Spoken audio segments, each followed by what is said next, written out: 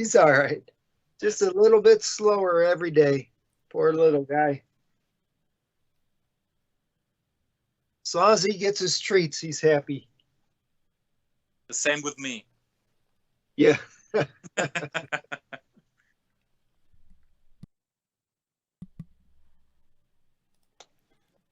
So we are live, I think.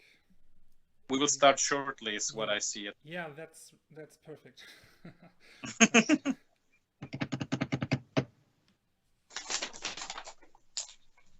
Just gonna listen to the sound for a second. Hello? Okay, we're live with sound. Okay, perfect.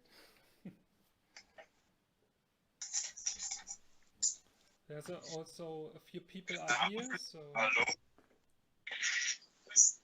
Okay, we're live with sound.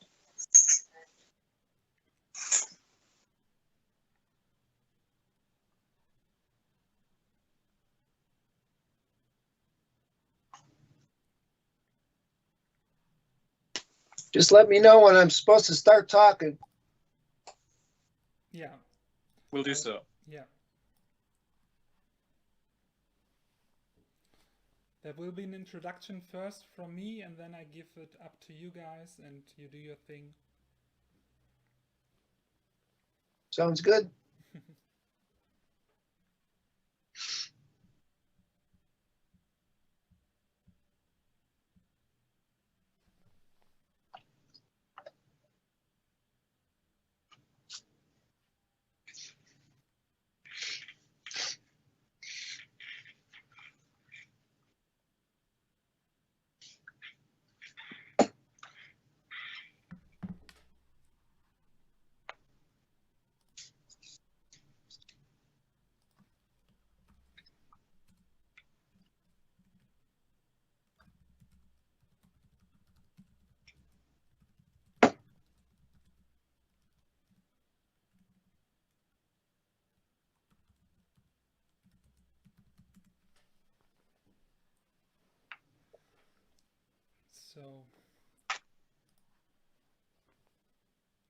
So it's 6 p.m.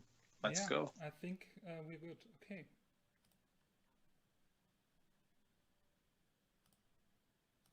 $11 here, 11 a.m.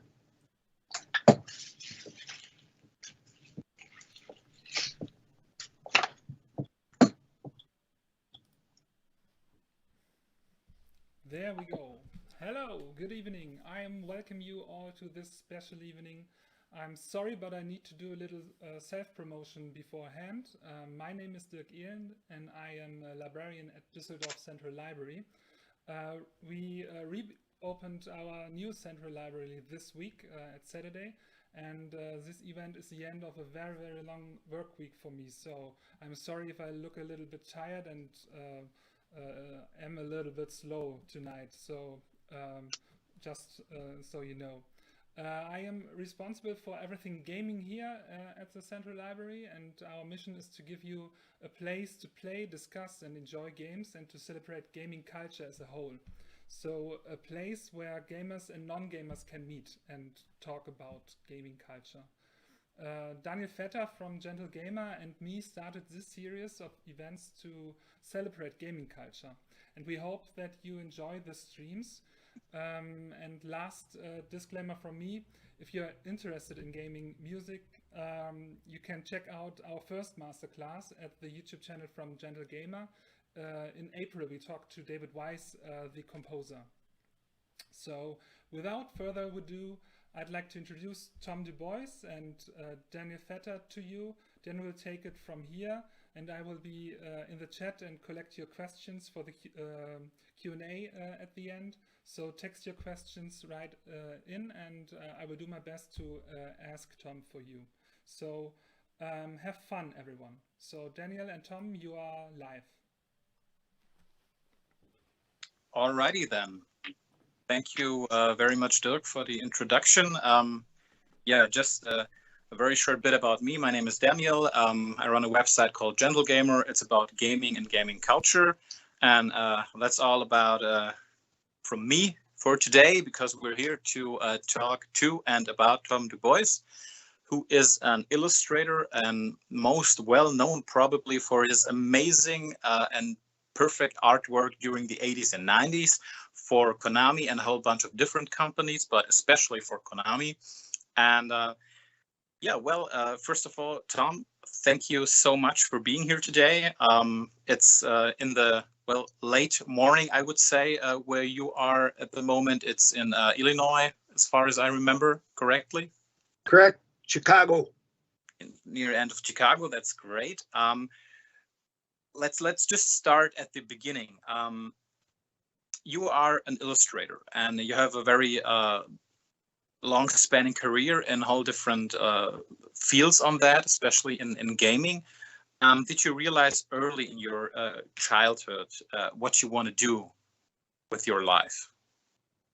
Oh, wow. That's a good question. Yeah, early on, far back as I can remember, I remember the first thing I drew was a race car. And I thought, wow, that's kind of neat. I like cars. I see all the muscle cars going by my house. I like them. I'm only 7 years old. I can't have one of those. So how about if I just draw it? That's how it all started. I remember drawing a race car with a number 7 on it.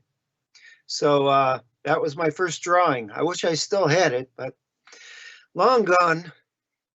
Yep, that's about it there. And I've been drawing ever since. It's the only thing I've ever had a passion to do. Really haven't had a passion to do much of anything else. So I just kept doing it.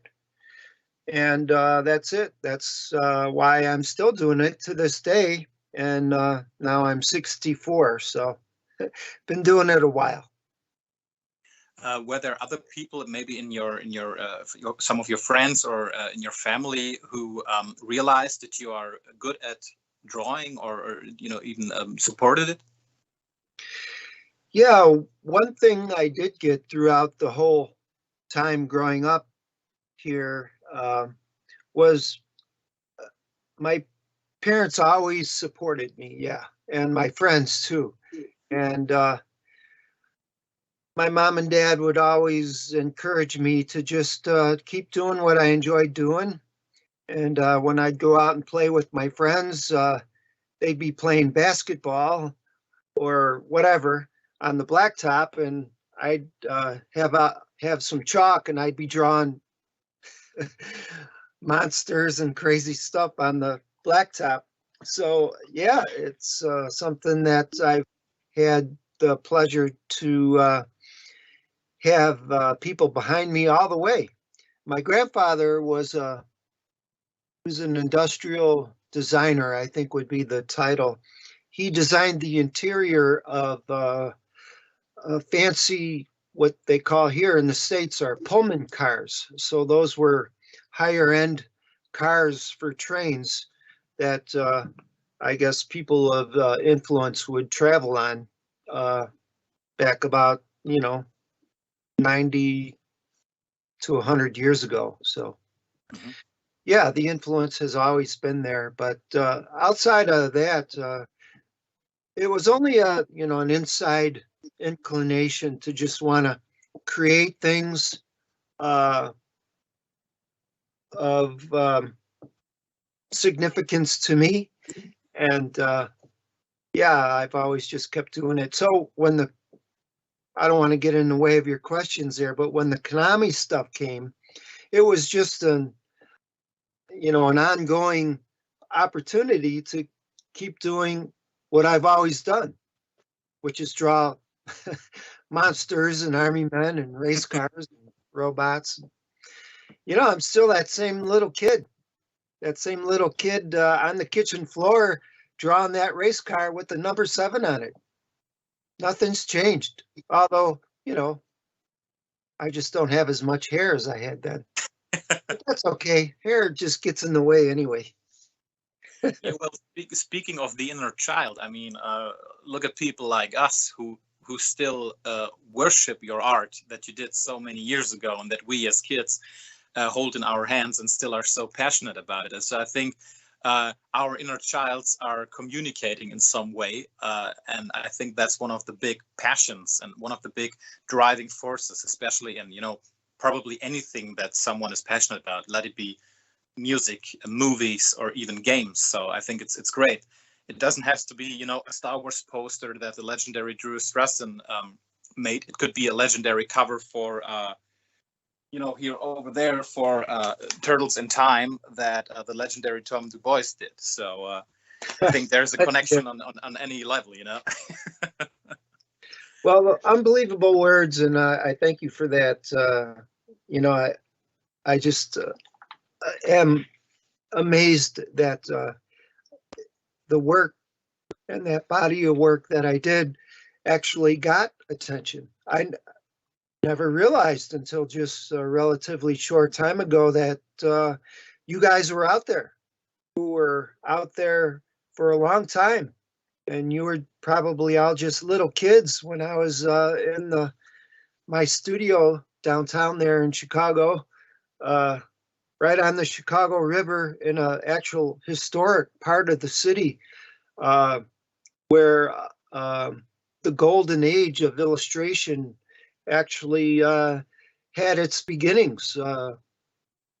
And to think that I was part of that, and that carries on to you guys out there who are collectors. It's just such a cool thing that kind of, you know, from those illustrators of the 60s, like Handon Sundblom, who's famous for painting the Coca-Cola Santa Claus. I mean, his studio was in the building right next to mine, where I was doing these video game covers. But he was a generation before me, and here I am doing not Santa Claus posters, but video game covers. And here you guys are out there, you know, carrying on the passion and love for the visual arts in this genre that it is. And yeah, it's just a cool thing. It's awesome. I guess it's what life is all about. Yeah, it is actually absolutely, I have to say, more or less insane how many covers you did in a short span, I would say, because I just recently went through my collection of just NES games. I'm not talking about, you know, Mega Drive games or Game Boy games. I'm just talking about my NES stuff. And I have around pretty modest collection, around 60 games. And I just looked in there, and there must be at least 15 games that your cover, you did the cover for and the labels. Oh, wow. Yeah, I don't, I think someone threw a number out for me one time, but I don't remember what it was. I'm sorry I didn't do more. I mean, there were other opportunities there to do other games, but I just didn't have time to do them. So they would go to other illustrators who were available to do those.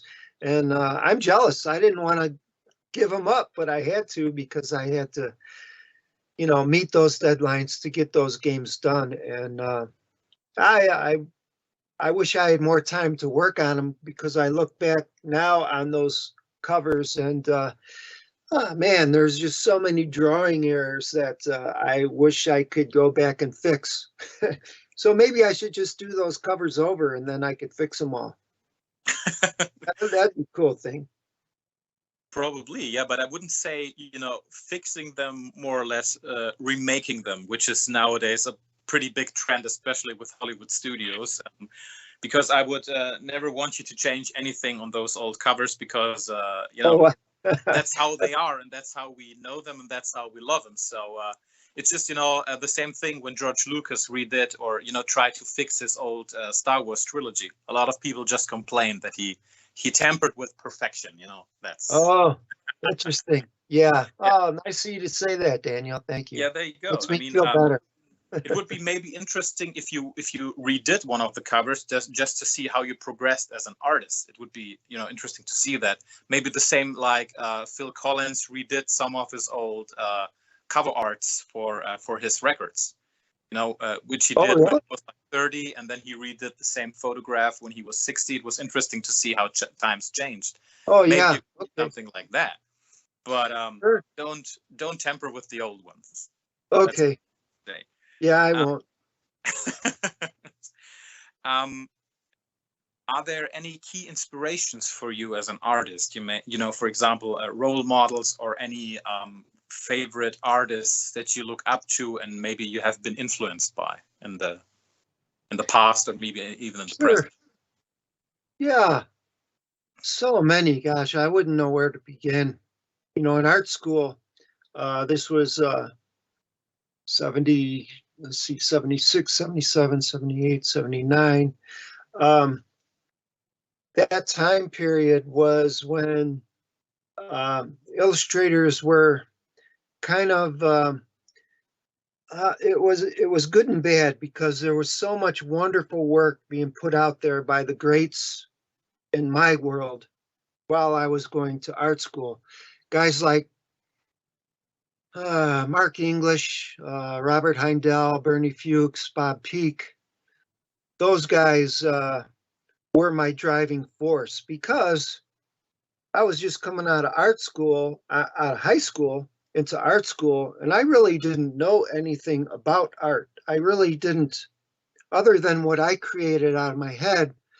I really wasn't into comic books or anything. I was just into drawing my own thing. So I really learned about my influences early on in art school. I learned everything there in art school. That's what got me started. And from there, going to art school there downtown, having access to the Art Institute, we would go there on Wednesdays because it was free. Me and my friends, my student friends in art school there at the American Academy of Art. It was on State and Adams at that time. Now it's on Michigan Avenue, right across the street from the Art Institute. But back when I was going, it was an old, beautiful building on State and Adams. And I just loved going there. And me and my friends would go over to the Art Institute on Wednesdays. And that's where I learned about the classic artists, those great Dutch and Italian and French painters, and German too. Just that work was just mind-boggling to me. I still to this day I wonder how did they do that? And so those were my influences then, because it's a constant development, a constant learning process as an artist to gather as much information as you can from as many different sources as you can to just develop and get your own world going, but never giving up, never losing that desire, that burning desire to see what else is being done and maybe incorporate that and kind of manipulate it into your own art experience. So yeah, there's so many. William Bouguereau, of course, Rembrandt, and all those guys. I mean, it just goes on and on and on. And then, not just the visual arts, but then you got music and film, everything. You just collect everything, and that's what keeps you going. Consummate student. That's what the artist is. The true artist, anyway. If you have the art spirit, you're the consummate student, and you just always want to do better than you did the last time. So you can't have a big head if you have an artist, because there's always somebody better out there. So all you can do is learn from them. And that's an absolutely admirable way to see it. I mean, especially in this world today where everybody is not only a critic, but also, an adversary. And a lot of people are not looking at another one, thinking, hey, I could learn from this guy. No, he's my enemy. He's better than I am. Or, I'm jealous of he's doing. So that's absolutely great way to put it. I remember the first time we have spoken. We talked about your surname, and we talked about the fact that you have apparently European blood as well, which is a funny coincidence because you became an artist, and you said something about your relatives back in the day. Could you share with us that, with our audience as well? Yeah, well, on my dad's side, they came from northern France, worked their way into Belgium, and then from Belgium they went over to Amsterdam. So I know some of my early ancestors were painters. Well, Francois DuBois is his name, and he was most famous for a painting that he did of the massacre at St. Bartholomew, and it's that tradition that I really recently learned about that kind of really inspired me to really feel good about my roots, knowing that I have good roots and good blood that came from individuals that basically did what I do now, and I'll keep it going. So now I'm kind of disappointed I never was married and never had a child, but I made a promise to myself. I don't know if you're familiar with these names, but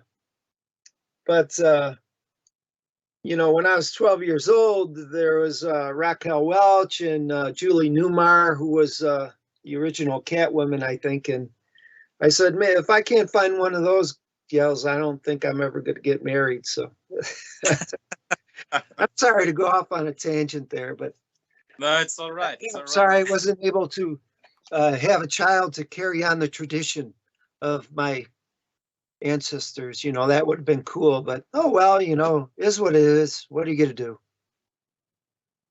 But you put out great artworks that will be appreciated forever. So I think you're perfectly in that tradition. Appreciate you are it. Definitely. So we talked about your education, your upbringing, and your some of your role models and favorite artists.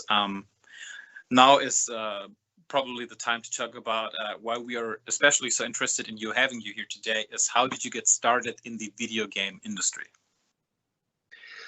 Well, I was downtown working.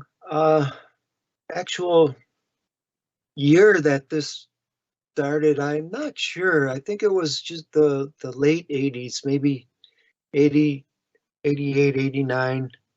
I was working in a production house, an animation studio, working on Captain Crunch and Fruit Loops commercials. Those are cereals here in the United States.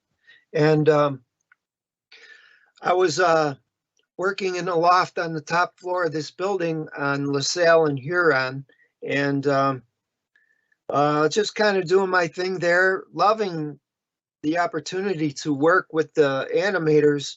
I was doing backgrounds for the animated spots that we were working on for Captain Crunch and Fruit Loops. And I went to the art store one day and came back to the building there, was just walking in the door, and across the street, I hear someone yell, "Tommy, Tommy." That's what everybody calls me. It was my cousin.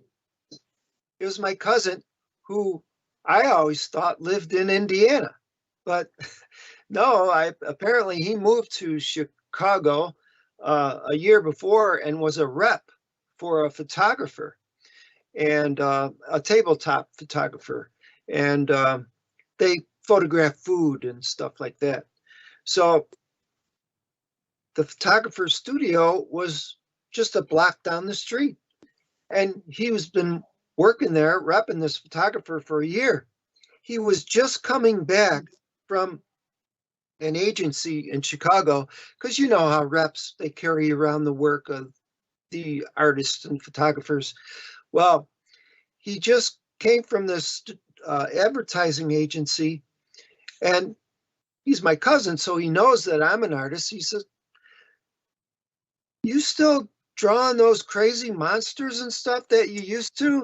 And I said, well, not so much anymore. Now I'm drawing backgrounds for Captain Crunch. And he said, well, you know, I just talked to this agency here in town, and they're looking for somebody who can draw characters, come up with characters with, you know, expression. The illustrators they were looking at this agency, they were too stiff. They just didn't have any life to them. So they're looking for an illustrator that can come up with characters that, you know, have a lot of life and character in their personalities. And I said, well, I have a few things, a few samples upstairs that I can get for you that you could show them. And he says, yeah, go get them. So he went and got them and brought him over to the agency. And he's the next day he says, Tom, you got the job. And I said, what job? He said, well, we need a guy to do an illustration. This is the agency says, we need this illustrator to do this illustration of a Jeep crashing through a video screen. And, you know, they're shooting guns and throwing hand grenades and just crazy savage guys, you know? And I said, yeah, I can do that. And he says, well, that's great, but this is Friday. Can you have it for us on Monday? I said, oh man. Wow. Okay. I said, yeah, I'll do it. So I did it and I got the job. And I believe that cover was Jackal, maybe? I don't know, but it was for It was a comic book for Konami. I think it was Konami. And yeah, that was my first job. And then the second one after that was, you know, a few months later, but I think the second one may have been Blades of Steel. So they came back and asked me to do more work because they like what I did. So yeah. Does that answer your question? I don't know. I go off on crazy tangents. It absolutely does. Oh, okay. It did. Thank you. Speaking of Blades of Steel, that's one of the more peculiar projects you worked on, but for all the wrong reasons. Yeah, right. So basically, what you did was you had a reference photograph for Sports Illustrated, as far as I remember, and you changed a whole lot of things. It was a photograph of two ice hockey players playing on the field, and you changed a whole lot of things besides the posture of the men playing ice hockey, and that got you in a whole lot of trouble. Could you tell us something about this peculiar story? Yeah, I remember that very clearly. I remember I think I gave them 3 or 4 compositions, you know, rough sketches to choose from for the layout. And the other ones for the ones they didn't choose, I just drew those out of my head. But the one they choose, I just happened to have a Sports Illustrated issue. And right on the cover was this great shot of, I don't think it was on the cover. I think it was inside. But anyway, it was a great shot that I used for reference. Yeah, we have the original Japanese version of the cover, which is pretty, you know, cutesy and friendly looking. So basically, like most of the covers in Japan were. And then your realistic one. Sorry that I interrupted you. I just wanted to. Oh, that's fine. Because it's on the screen right now. Oh, okay. Well, anyway, they picked out that composition, and that's the one I had to do because that's the one they liked. Probably because the poses were so cool looking.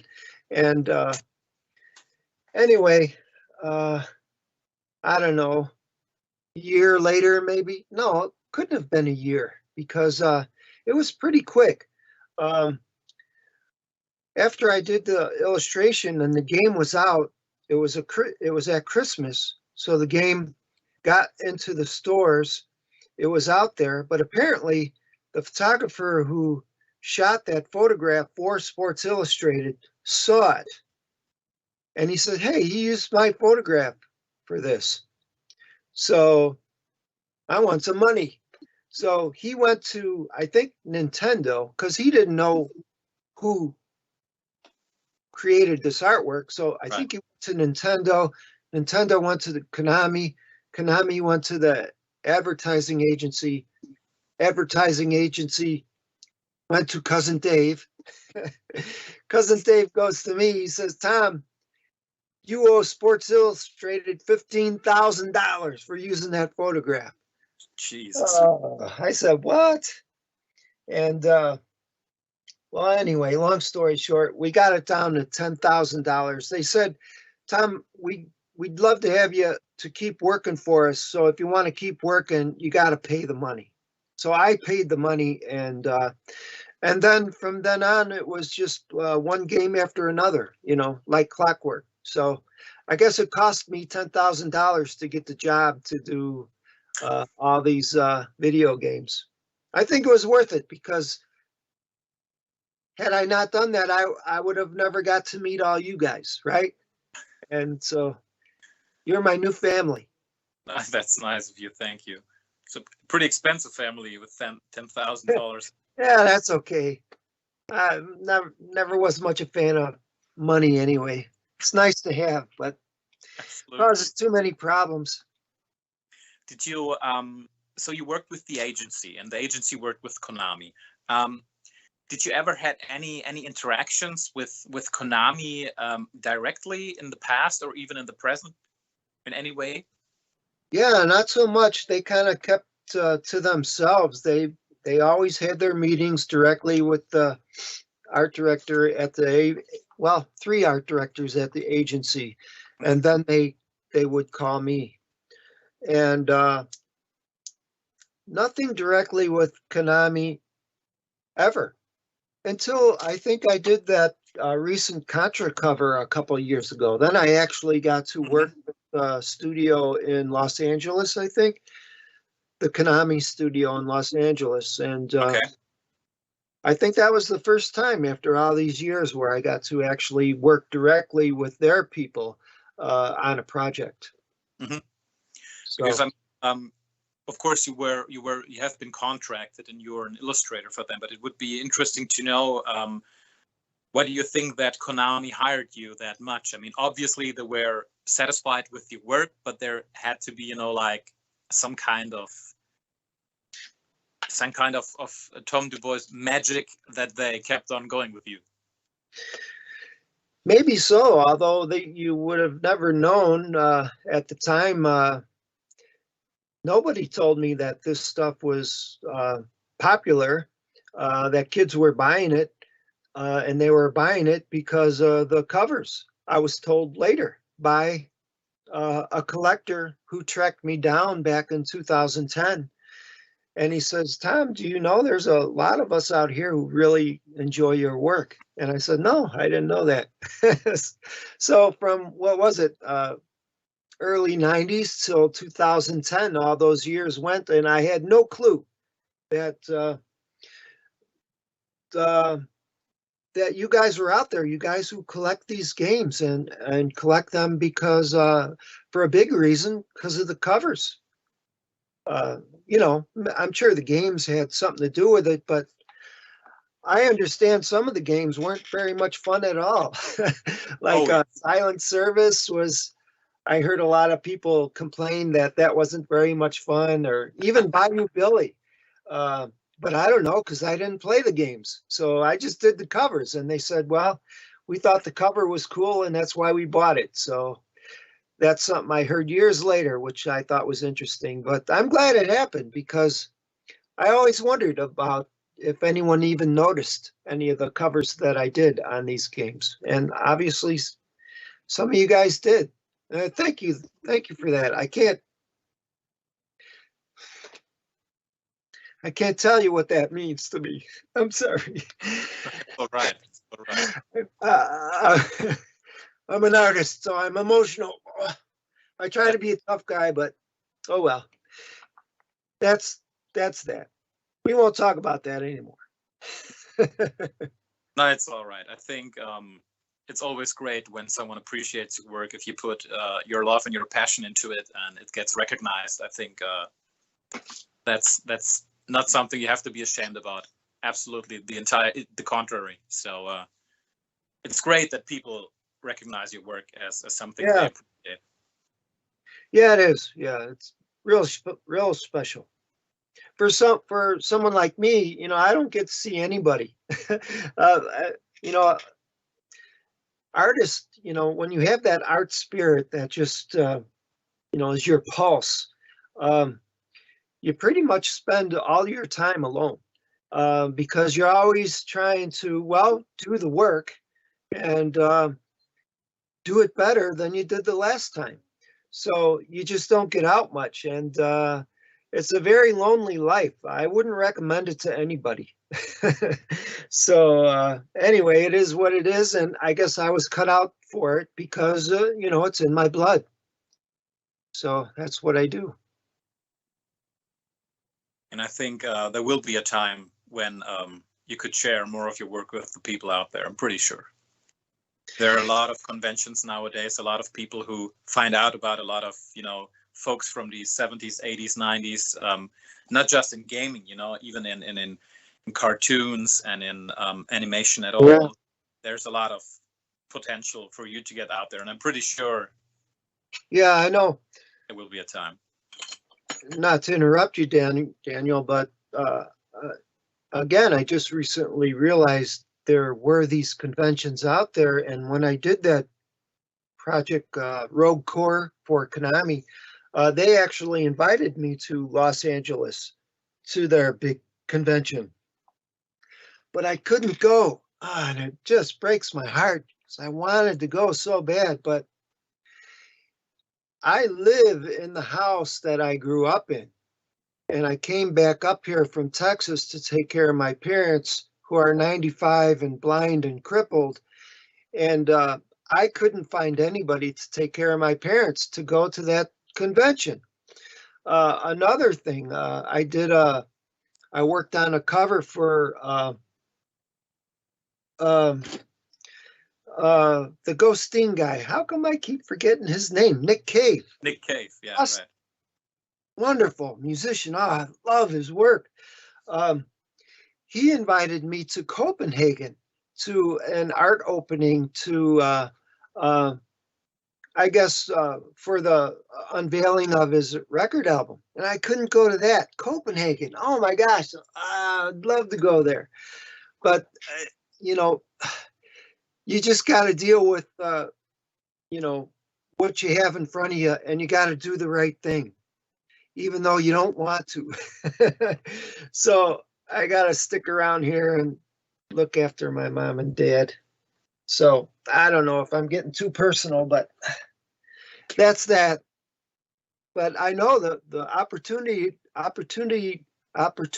is out there to get out there and be with all you guys. Maybe it might happen. You never know. We'll see. It's all in God's hands.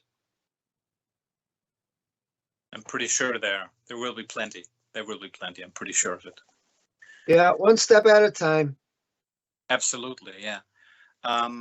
So we have a few videos prepared, which we show in the background. So I hope you guys who are watching will not be distracted too much while we talk. But I'd like to talk about Tom's work and how he actually goes about to draw all this stuff. And that's why we're gonna present a few things on the side there, right? I would like to ask you, you're working in the industry for a pretty long time. Can you tell us what changed, at all in the process, in the way you work, in the way what you use, materials or programs, and what are the pros and the cons, and doing it the old style and doing it the new style? Yeah, let's see. course, you are all aware of the big change that happened from just doing an illustration on illustration board, and then the digital technology coming in to just give artists a whole new range of tools to work with, which I guess probably started in the early 90s, because that's when they phased me out doing these covers the old way, and went to a New York studio to use the digital artists to do the Konami covers. So that was about 1993. And that was the big change that happened. And for me, I kept doing paintings. That's when I kind of took on some other projects, did some stuff for Disney, and then for some publication houses, some paintings that they produced as limited edition prints. And then I went down that road for a while, still painting the old way. But for me, I kept doing that to a point where I got real sick. And I got sick because of the chemicals in these paints. And, I'm just a silly guy who thinks he's invincible. And here I am, 19 years old, in my garage, painting murals on vans with acrylic lacquers and clear coating that are really bad for you. And here I'm eating a hamburger while I'm spraying this stuff. And so sure enough, 40 years later, I get real sick. And so it turns out that, I really shouldn't work with that stuff anymore. So I have to figure out how to do this stuff without using all those chemicals. And so that's when I learned how to work on the computer. But I never learned how to do digital art the way it is commonly known, like you see on most of the covers and in the games, where this stuff just is spectacular. I mean, it looks real. I mean, it's just beautiful. I still don't know how to do that. So I take what I know, which is drawing, from the heart and soul, and from, my inspiration growing up. I still take those drawings. That's a good example that I could show that you could see. I got a lot of drawings here, but anyway, I'll take the drawing. I don't know. Can you guys, does that translate? Should I turn the light on? Can you see that? We can see it, yeah. Okay. So I'll take this and then I'll scan it, and then I'll color it and render it electronically. And I have all those tools, and I don't have to breathe in all that bad stuff that was killing me. So that's how I do it. Now, if I had the know-how to do it the way it's more commonly done on a lot of these covers and, in films, CGI type stuff, I'd probably be doing that, but I don't know how to do it. So I got to do it the way that I figured out to give me an access to the electronic tools, but not have access to that, those chemicals I was working with, those turpentines. They were just eating me alive. Anyway, but I must say that there are ways around that. I mean, I could just work in acrylics or designer's colors and work with water-based mediums and not use the oils that I was using in the other work that I was doing. But I just really like painting with oil paints. So I don't know. It's hard to go to acrylic because they're just not as, you can't get the depth with acrylics that you can with oil paints. So what I'm getting at is maybe eventually I'll do these covers the old way again, but I'll just have to compensate and use materials that don't get me sick. the electronic means is great because you can do revisions. You can do revisions very quickly. You could change color palettes basically in a few minutes. But if I had to change colors around in a finished piece of art that I was painting, it'd take me a week to do that. So the electronics have their advantages, but they don't have the advantage of having you know, a hard copy of the artwork. And this is just a rough idea of how many drawings I do for one cover. And I can never get it right the first time, so I got to draw it over and over and over. I'm still trying to find you a good example. So yeah, I think that we're seeing a lot of great examples right now on the screen because we're showing you videos that everybody can see on Tom's YouTube channel. We will link that as well. Oh, okay. Well, I really want to show you that, but oh man. Well, I don't want to mess you guys up. So it's all right. Oh, here it is. Now I'm doing this new cover. This new Contra cover for Limited Run. That's a video game company, and it's a anniversary series. And this this is a Contra game. So anyway, here's I think this character's name is Brad Fang. So I'm drawing him here. That's just no good. So I'm trying it again, trying to refine it. That's no good. I'm still refining it.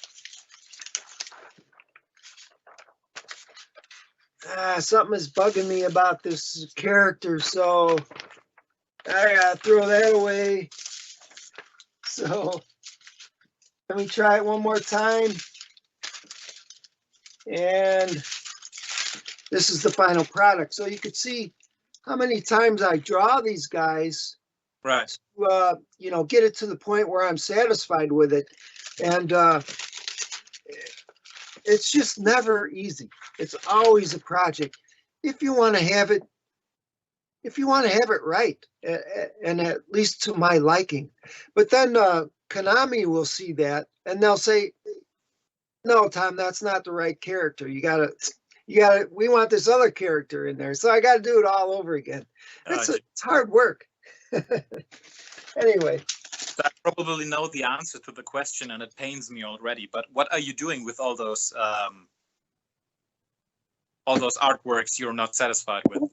For early on, in the old days, I would just throw them away. That's why I don't have that many.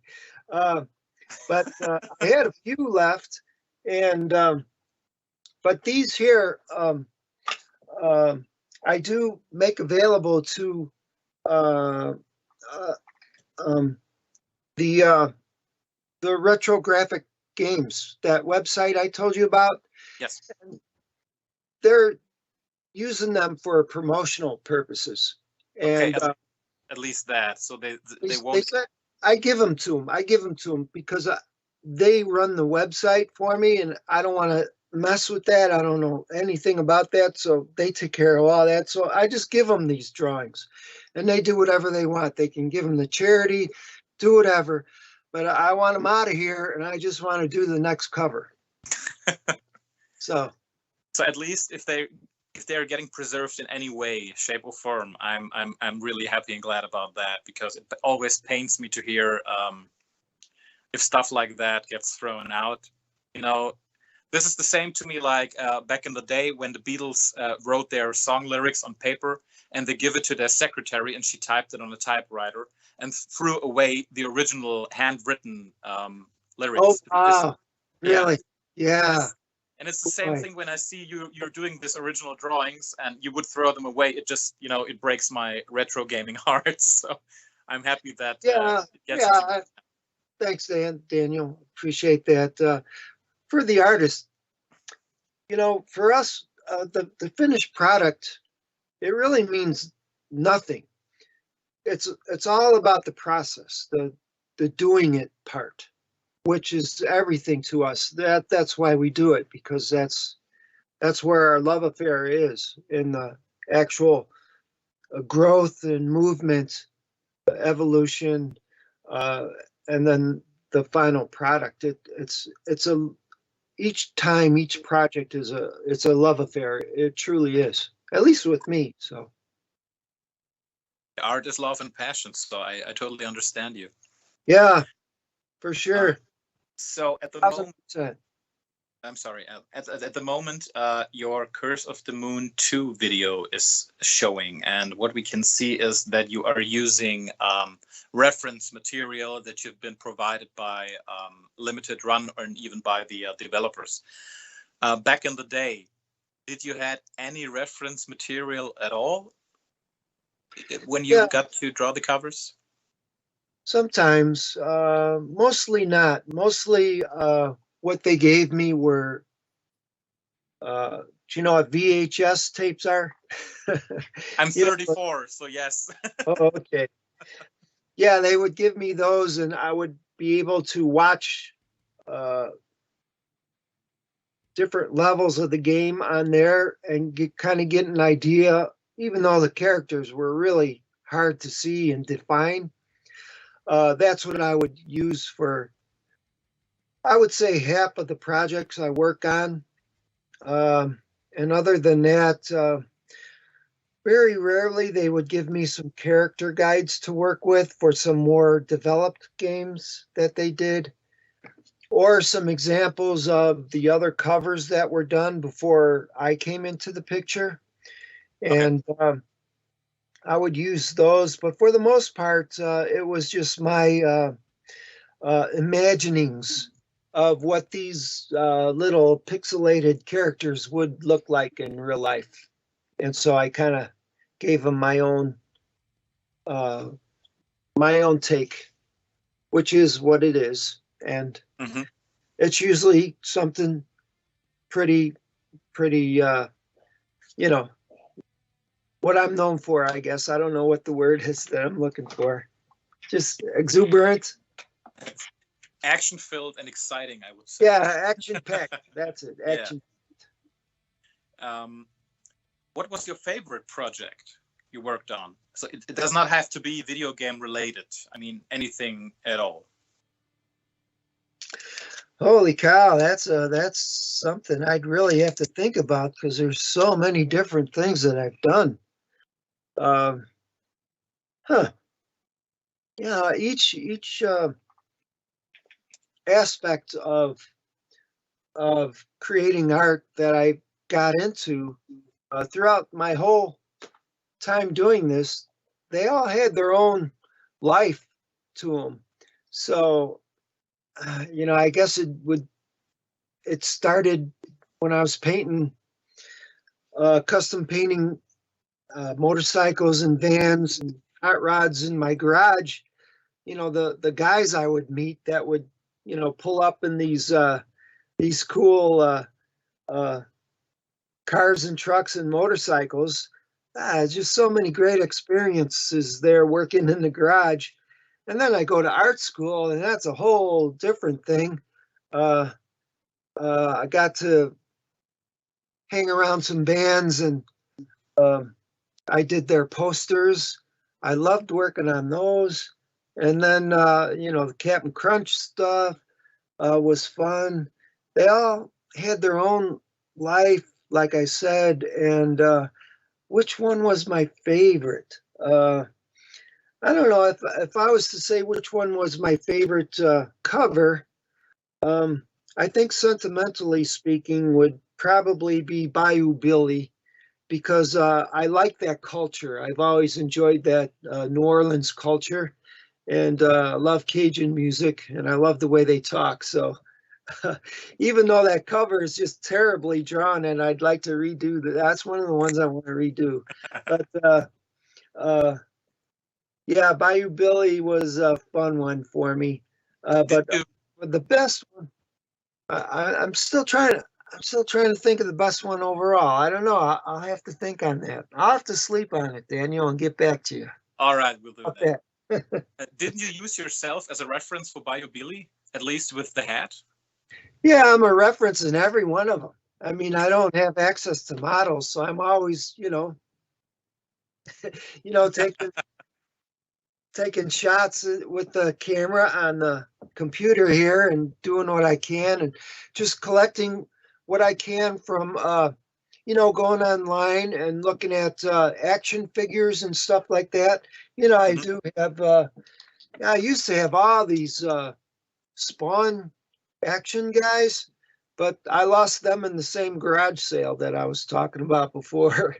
Yeah, I mean, these guys are really helpful to draw from. So, yeah, whatever I can find, whatever I can get. I mean, even if it's an old painting from the turn of the century from William Bouguereau or something that I think I can use something out of there to incorporate into what I'm doing now, I'll use it. I don't care what it is. So I'm always looking and always doing screenshots and saving material that maybe I can use down the road. Something interesting, anything interesting that I see, I'll collect it and try to put it somewhere where I can find it later, which is hard because I got stuff everywhere. Oh my gosh, I'm a pack rat when it comes to collecting images. But it's good as a reference, I guess. Yeah, it's always stuff to work from. You got to have it because I'm not that clever where I could just come up with this stuff on my own. I gotta see it somewhere outside and then use it to work with and from. Not to the point where I used it on Blades of Steel, though, where they said, Tom, you owe us a bunch of money for that. I fortunately haven't had that problem since. That's good to know. Yeah, right. I don't make that kind of money. So you already mentioned that you have been invited by Nick Cave, which actually happened because you did an album cover for him. Could you tell us something about how that happened?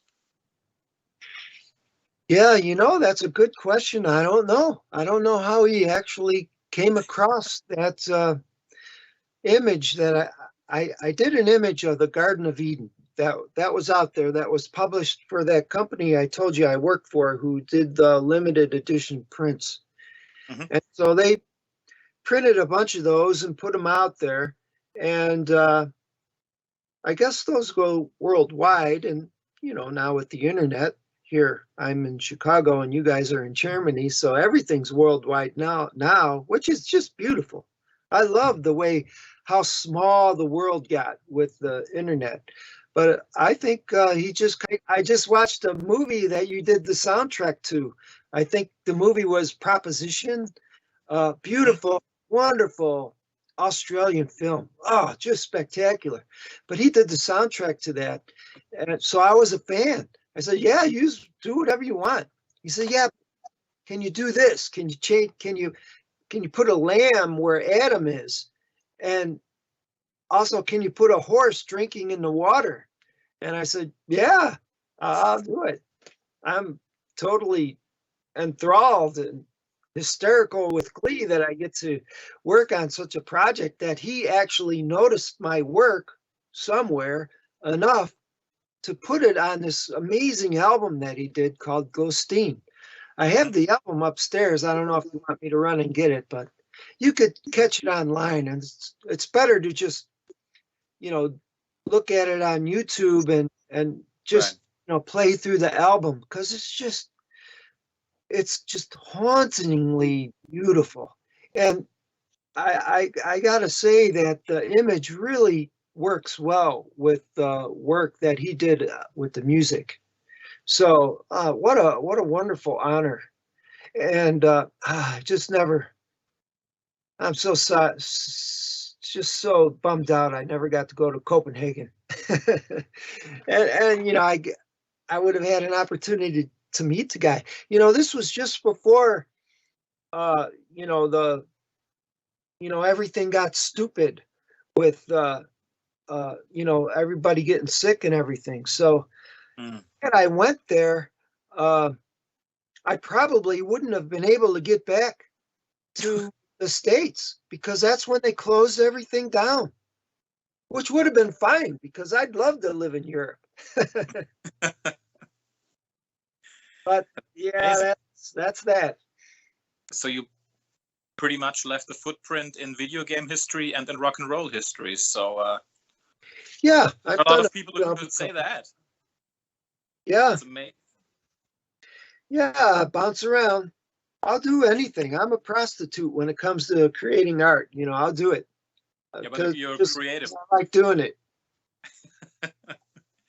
So I'm almost out of questions, but I think one of the most interesting for me personally is what would you tell aspiring artists now that you had so much experience in the business and with, you know, in working in general as an artist? What would you tell yourself maybe as a young person, or what would you tell the young aspiring artists nowadays? Well, you know, if it's really in you, there's nothing that I can say because you're going to do it regardless. I mean, my friends went off to join the military. They went into the oil industry, you know, different civil jobs around the city here. But I was always drawing and painting. And for the other aspiring artists out there, I mean, if that's what you are inclined to do without any control on your part, something that's driving you from within, just keep doing it. Don't stop because you'll never be happy otherwise. You gotta pursue those dreams, but you know, it's hard, it's difficult. You gotta put in the effort to learn how to do it to the point where you can keep working and find a niche for yourself where you can actually make a living doing it, which is ultimately the end goal. So, like I said, nothing I can say because you're going to do it anyway if you really love to do it. So just keep doing it. Keep on keeping on. Nothing to it but to do it. I don't know. I don't know what else to say. So, guys, you know, you have your passion. Your palettes are different than mine. Your canvases are different than mine, but you've pursued what you do, and I'm sure you do it very well. And you keep doing it because you love doing it. That's it.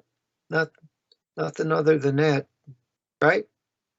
Absolutely. So, is there anything else you would like to say us? I mean, you don't have to just answer questions. Is there anything on your burning on your soul that you want to get out there to the viewers? I don't know. What can I say that would be very profound? And it doesn't have to be profound. It just, you know, it can be yeah, I'm not a profound guy. I'm just a goofy guy who likes to draw pictures of monsters and you know, women with pointers on their nipples. I don't know if you recall, that was one of the drawings that I held up before. Oh, yes. By the way, let me say, just a point of interest on that character. Where'd she go? Oh, here she is. So I told you before, can't find her. Are we on a time limit? No. I'm still looking for her. Where'd she go? I lost her. She ran away. Well, anyway, that drawing I did of the, I think her name in the Contra game is Succubus. She rides on a 3-headed dog dragon. Just cool characters in these games. which will bring me on to my last statement. But anyway, they didn't like the pointers on her nipples, so in the game you can't see what she's wearing, so I just made it up. But they told me to put clothes on her, so this is Succubus with the clothes on. I can't find what happened to the other one, but anyway, so I think if the other one is not clothed, it's better that you don't show it to us, or we're gonna get in trouble with YouTube. oh, okay. Well, I showed it to you before. Anyway, so I forgot what I was going to say. Anyway, life of an artist is hard because you're always preoccupied with different things. You know, anything visual will just collect in your mind and it'll drive you nuts because you want to use that inspiration somewhere in some way to get it out. It's like John Lee Hooker used to say, it's in me and it gots to get out. You know, that's kind of where it's at with all artists in all aspects of the art land. It's just something that you do. You collect the information and you get it out there. And that's what y'all need to do, is just collect it, bring it in, you know, consume it, and then projectile vomit it out to the world so the world can see your, you know, who you are. And that's the beautiful thing about humanity. And that's what we should all share with one another. I don't know if you want to share projectile vomiting, but you know what I mean. Absolutely. I'm trying to be funny, but I'm not funny, so. You are. It's all right. Don't worry about that. Okay. I think I'm done with my questions. First of all, thank you so much for your time and your patience with us. A few shout outs to, first of all, to your YouTube channel, where the people can find those lovely videos we just showed. We're going to put the link in the chat as well. And a huge shout out to the store Retro Graphic Books LLC, or retrographicbooks.com, where people can actually buy a whole bunch of your artworks that you did, and they're even signed. So that's made especially for collectors. So if you are interested in a absolutely fantastic artwork print signed by Tom, head on over to retrographicbooks.com. We can buy them. There you go. You found the artwork.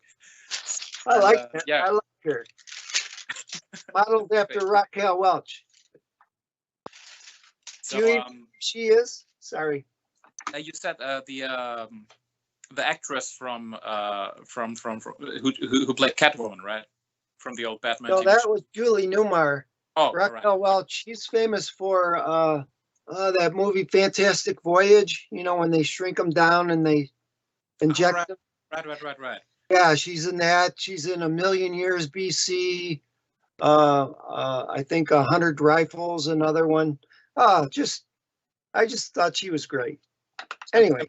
I'm pretty sure I'm going to get roasted in the comments for not knowing who she is, so I'm apologizing already. Well, that's way before your time, Daniel. I was 12 years old when I was digging her, so. Okay, so if there are any questions from our audience, I think now is the time to ask Tom if you have any questions. Unfortunately, we have right now no questions from the audience. I think they are all in awe of Tom and his work. That's a nice thing to say. I probably scared them all away. Sorry, all you guys. They are with us, but I think they are a little bit like you. They are introverts, I think. The artists. I know the feeling. Hey, I feel you. So, So well, then I would have one question. Yes. Tom, you told us there's gonna be a new design for the Contra release, new release. Is there any other project you are just now working on, which would be fine to talk about? I don't know. Yeah, well, I'm waiting to get the approval to finish Contra. I got all the characters drawn. I got everything laid out. I want to color it and get it done because they have another one, from what I understand, that they want me to do that's included in this anniversary series that Limited Run is putting out. And also, there's a collection of people out there who have personal things they want me to do. Retrographic books. Matt Fowler is also a writer, and he's putting out some wonderful graphic novels, and he wants me to do an illustration for his latest one for the action character that he's developing that is actually gone into production. So he wants me to draw I think Tiger Blue is the name of the character, and he's waiting on me to get started on that for the card that will advertise the action character. So that's the immediate stuff that I have going on, and down the road, who knows? It's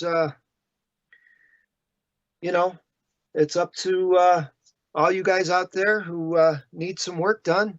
I'll do my best to get it done for you. That's what I do. Okay, thank you. We have a question. Penny Lane asked, "Hi Tom, first thanks for the masterclass. My question is, do you play all the games you create artworks for? So, did you play any game? I will ask." Funny that you bring that up, Penny, because we did briefly talk about that prior to this going live. And no, I've never played any of the games. I don't even have any thing to play them on. So, no, never played the games other than when I got to watch the VHS tapes early on. That was the only exposure I had to the games. And yeah, it's kind of weird, isn't it? Anyway, in a way, I guess it's good because what I do is I bring a human element to a world that is all virtual, right? I mean, it's all basically in your imagination, it's on the screen, but doing these hand-drawn creations that get translated to these covers, I think brings maybe you find them interesting because it brings a human element to something that's not human, in the virtual reality of these games, which is just, a little guy going by and you're, clicking and doing what you do. But yeah, I wouldn't even know where to begin. So yeah, maybe one of these days I'll get one of those controllers. Is that what you call them, to put the game in? What do you put the game in? In a console, and you console with okay. The controller, yeah. Okay, see, I think I'll have to learn the terms before I start gaming, but one step at a time. I want to learn first how to draw good before I start playing these games, because otherwise I'll never want to draw again, I don't think. But I'm still learning how to be an artist. Like I said, the consummate student. I think it's always great to progress and never think you're perfect. So you're in a good way, I think. Yeah, you can't have a big head. If you want to be good at what you do, you always got to strive to do better, because otherwise you just can't grow, and you're missing out on what the human force is capable of. I mean, we can do great things. You think about and you see the things that humanity has built. I mean, it's mind-boggling. Just the wonder out there. you know, not just the arts, but architecture and just the world as it is. I mean, it's spectacular. Airplanes and jets and race cars. Just make sure you put the number 7 on there.